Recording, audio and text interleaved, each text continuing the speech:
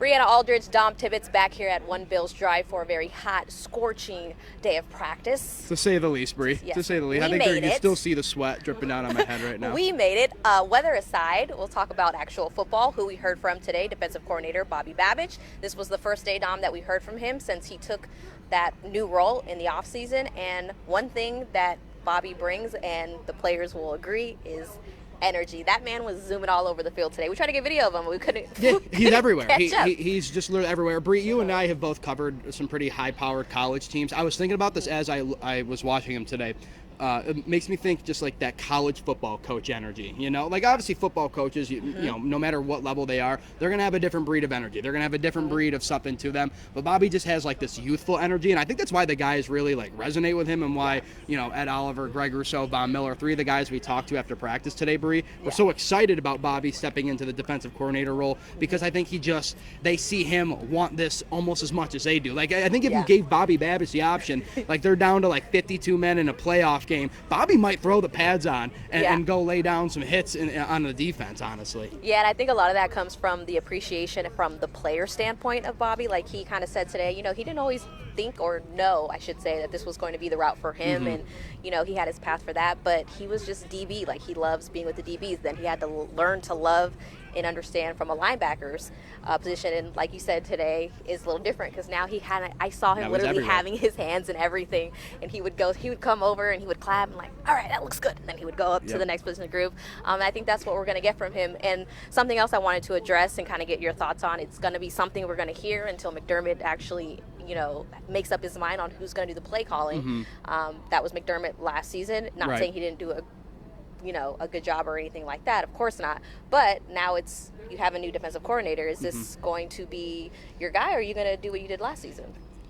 I know it's so tough. Early, I know. What a spot to be put into. I know, because you're going to watch this when he makes a decision. I think Sean McDermott said, he's like, ask me this when we're getting training camp. Yeah, he did. They're going to roll back this clip of me, and I'm going to be so wrong. So let's benchmark it right here. To me, it feels like it's going to be a Bobby Babbage defense. I mean, Bobby was getting looked at by other teams, Bree, and I feel like part of maybe the negotiation or the talks with Bobby to bring him back was like, we're going to have your hand kind of in this defense. We want you to be able to call the defense. And I think Bobby, he said, been with Sean for 8 years. I think if Sean was also going to give up the reins of the defensive play calling, Bobby's probably the guy he feels the most comfortable giving that to. So my early thought is that I think Bobby does become the guy who calls the plays on defense. But again, month and a half from now, who knows how wrong Dom is. Yeah, it's just fun to do the guessing game. But if you're wrong, hey. I'll stand by you. That's Thank fine. You. Now let's talk about a little bit about the pieces, right? Bobby's walking into. Something he said today was the rookies. He's got some rookies, and then he also has a lot of new faces. So he has a challenge for himself. This isn't going to be an easy transition. And just being at the DB side of things, catching some video, I confessed to you, I said I was video-hooing, I thought was Kyer Elam in 24.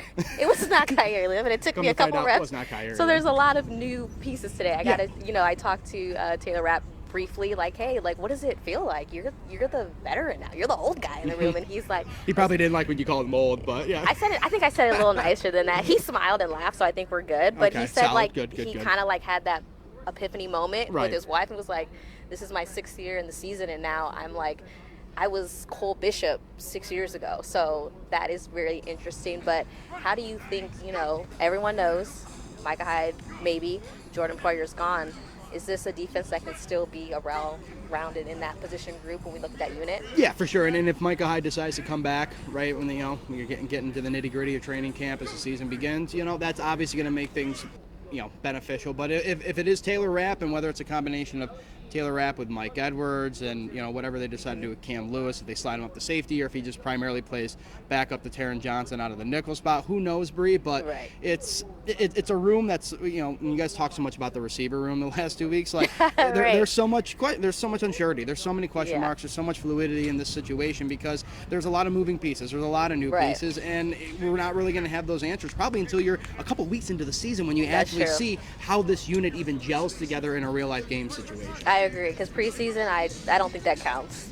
Yeah, I mean, well, the players, Sorry to they say count. it. Some of the guys trying to make the rub, but I get what you're saying though. Is because Yeah. there are limited snap counts for a lot of the guys that you'd expect to play Yeah. in the starter role. Like Taylor Rapp is a guy who probably you're not going to see a lot in the preseason.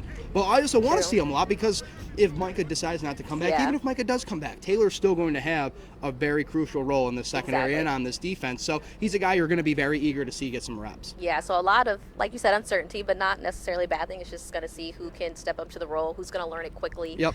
And things like that. You were hanging out with the D-line group over there, so what kind of takeaways that Yeah, I you was saw? looking up a lot. There's some just big human beings, I of know. course. But no, I mean, early thoughts, just watching Greg Rousseau have another year under his belt. I thought he looked fresh. He looked fast. Ed Oliver, obviously, doing his thing. Really good season last year. And I think there's a lot of things that people should be excited for Ed. I think this is another season where he builds off his success last year. Could see that. You and I were at this, here about a month or so ago when rookie minicamp happened. I did notice the significant drop-off between a guy like, let's say, Dwayne Carter to Ed Oliver. The drop-off was significant. Yeah. So today was kind of like my first real look at the rookie versus what a 5-6 year vet in the NFL looks like. So again, it's going to be more growing pains, I think, for this defensive line. Agreed. Gable Steveson, I got my first look at him too.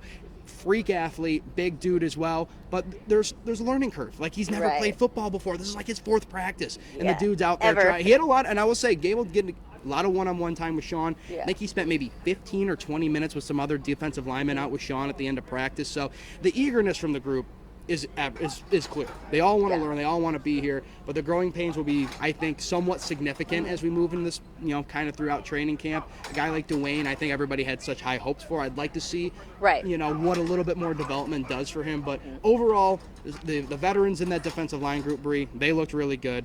The rookies, some of the younger guys. What you expect in Improvement. early June. Room for yes. improvement, of course. Lots of room for improvement.